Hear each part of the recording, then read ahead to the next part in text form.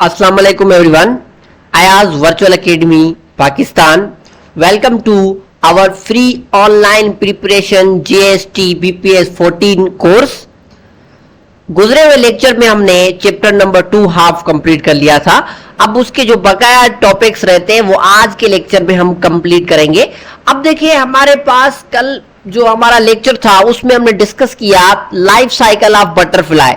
अब life cycle of butterfly जो है वो हमने पहले डायग्राम में देखी थी, लाइफ साइकिल ऑफ बटरफ्लाई. अब यहां पर भी लाइफ साइकिल दी हुई है. सबसे पहला जो स्टेप है लाइफ साइकिल ऑफ बटरफ्लाई में वो कौन सा होता है? वो होता है ये जो पहला स्टेप है बटरफ्लाई में, ये फर्स्ट स्टेप होता है. तो यहां पर जो है यहां पर एग्स बनते हैं. यहां पर क्या बनते हैं? एग्स होते हैं. अब जो मदर बटरफ्लाई है वो एग्स देती है.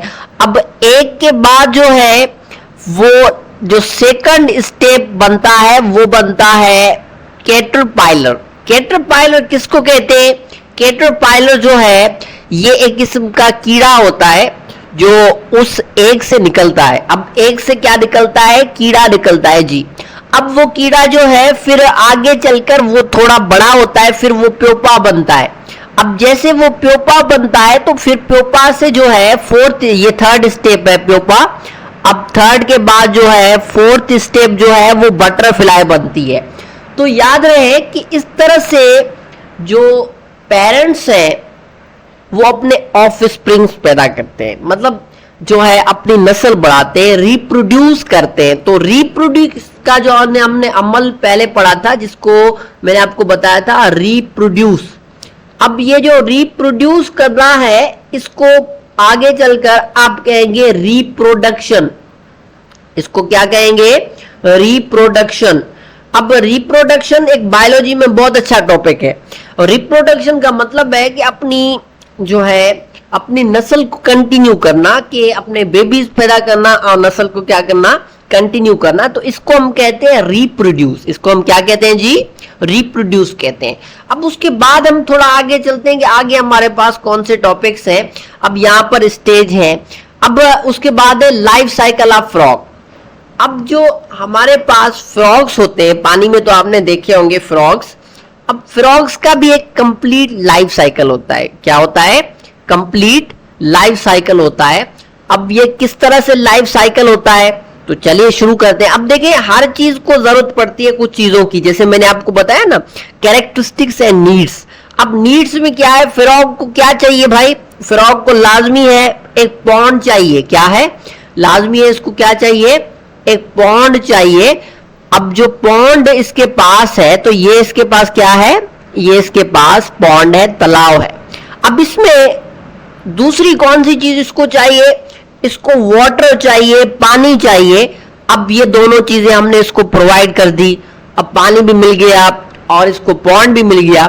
अब दूसरा इसका अमल जो है वो रिप्रोड्यूस करना है, रिप्रोडक्शन करना है. अब वो कैसे करता है जी? तो देखिए हमारे पास ये फ्रॉग है. अब ये जो फ्रॉग है इसमें क्या होता है? अब फ्रॉग का जो फर्स्ट स्टेप है ये मदर फ्रॉग है. अब मदर फ्रॉग जो है ये एग्स देती है. ये क्या देती है जी? ये एग्स देती है. मैं आपके लिए लिख लेता हूं रेड पेन से. ये क्या देती है? एग्स देती है. तो यहां पर जो है ये एग्स है मदर फ्रॉग के. अब जो एग्स होते हैं इनको कहते हैं फ्रॉग स्पन. क्या कहते हैं? Frog spawn. These are basically the eggs. अब इसमें से क्या होते हैं? इसमें से जो फ्रॉग स्पन्स है अब कुछ वक्त के बाद फिर उनमें से ये टेड पोल्स निकलते हैं. अब टेड पोल्स को बचपन में आपने भी मछली समझा होगा, पर एक्चुअल में ये मछलियां नहीं होती हैं. ये एक्चुअल में इनके अंडे होते हैं जो बड़े होकर जो टूट कर टेड पोल्स बनते हैं. अब ये टेड पोल्स पूंछ वाली एक छोटी सी मछली की तरह होते हैं. ये फिर क्या करते हैं? ये भी सरवाइव करते हैं. फिर कुछ वक्त के बाद फिर क्या होता है? ये जो टेड पोल्स हैं अपना असल रंग दिखाते हैं. तो ये सारे जो टेड पोल्स हैं ये टेड पोल्स कन्वर्ट हो जाते हैं फिर वापस से अपनी फ्रॉग में. तो सेम जो है ये फ्रॉग ने क्या किया जी? इस फ्रॉग ने रिप्रोड्यूस किया. इस फ्रॉग ने क्या किया? इस फ्रॉग ने रिप्रोड्यूस किया अपने जैसा बेबी. क्या किया? अपने जैसा बेबी. अब ये जो रिप्रोड्यूस हुआ तो ये फ्रॉग अगर खत्म हो जाए तो कोई मसला ही नहीं है।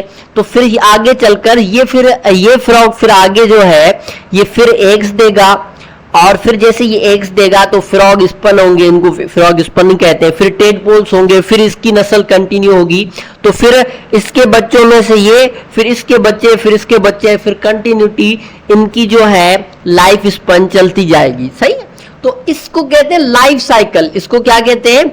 Life cycle. अगर ये ना हो तो फ्रॉग की सारी नस्लें खत्म हो जाएंगी। उसके बाद थोड़ा आगे चलते हैं जी। अब इसमें से इंपॉर्टेंट एमसीक्यूज आपके पास कौन से हैं कि फ्रॉग के जो फर्स्ट स्टेप, सेकंड स्टेप है उसको क्या कहते हैं, फ्रॉग की लाइफ साइकिल के थर्ड स्टेप को क्या कहते हैं, फ्रॉग की लाइफ साइकिल के फोर्थ स्टेप को क्या कहते हैं। तो ये हमारे पास एमसीक्यूज आ सकते हैं।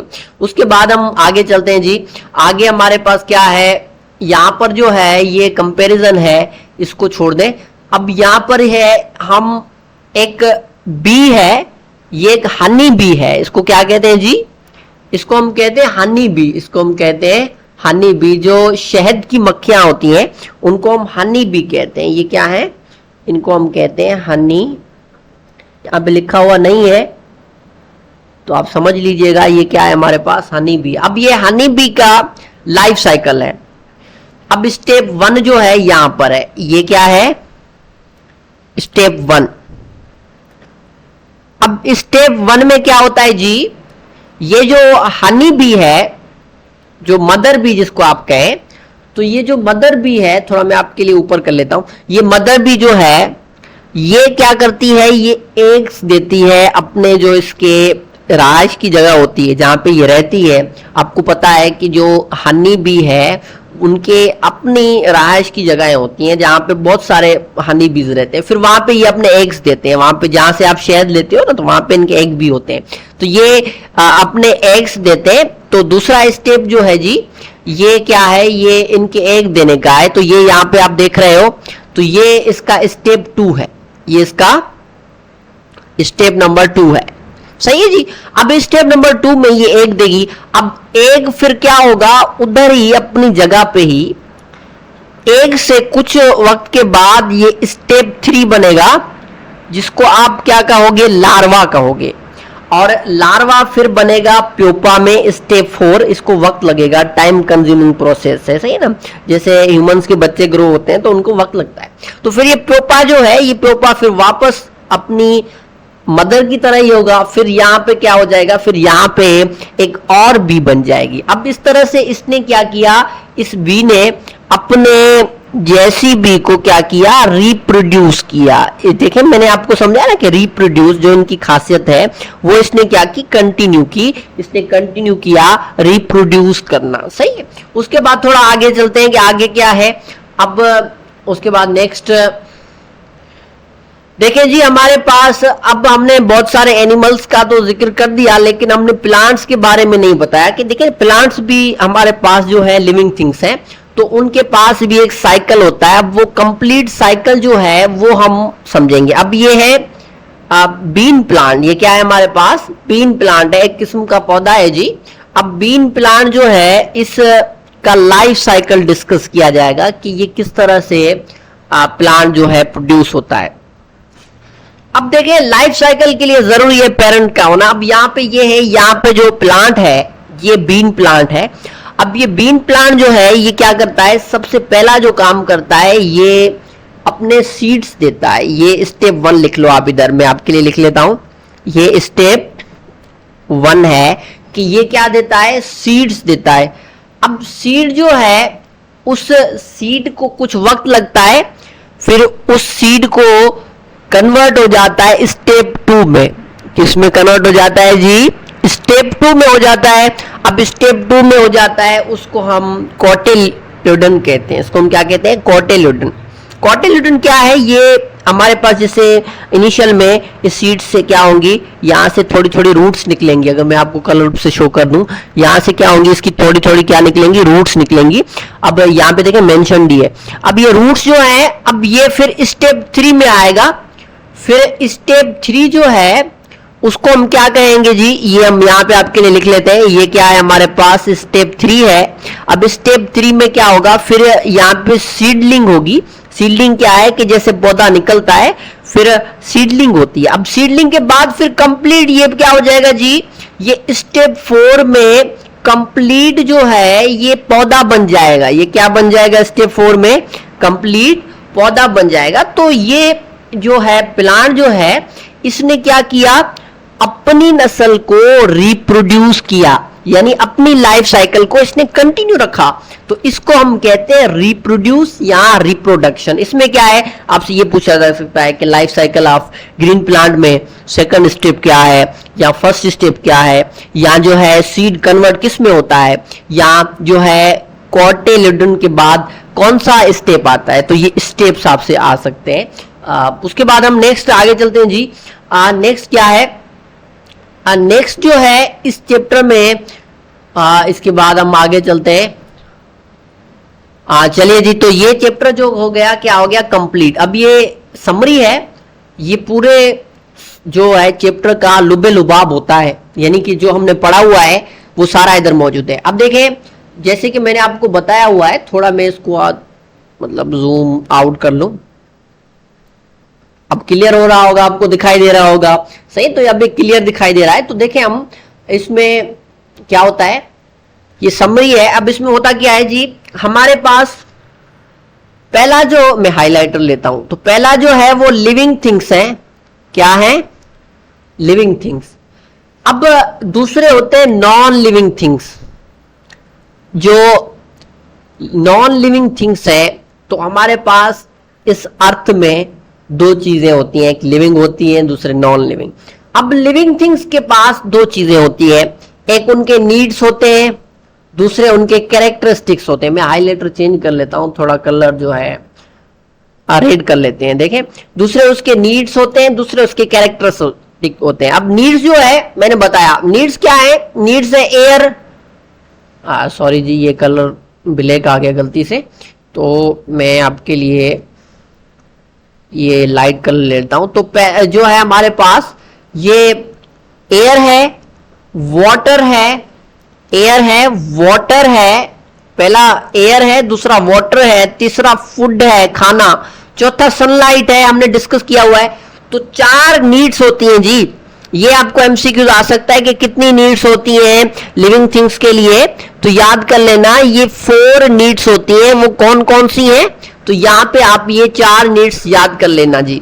उसके बाद कैरेक्टरिस्टिक्स हैं, इनके कुछ खासियतें हैं। अब खासियतें कौन से हैं, पहला तो ये ब्रीथ करते हैं, सांस लेते हैं जी।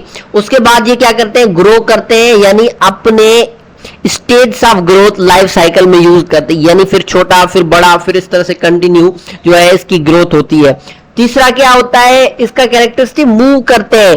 अब देखिए याद रहे, प्लांट्स मूव नहीं कर सकते, लेकिन जो ह्यूमंस हैं या एनिमल्स हैं वो मूव कर सकते हैं, तो उनमें ये कैरेक्टरिस्टिक्स है।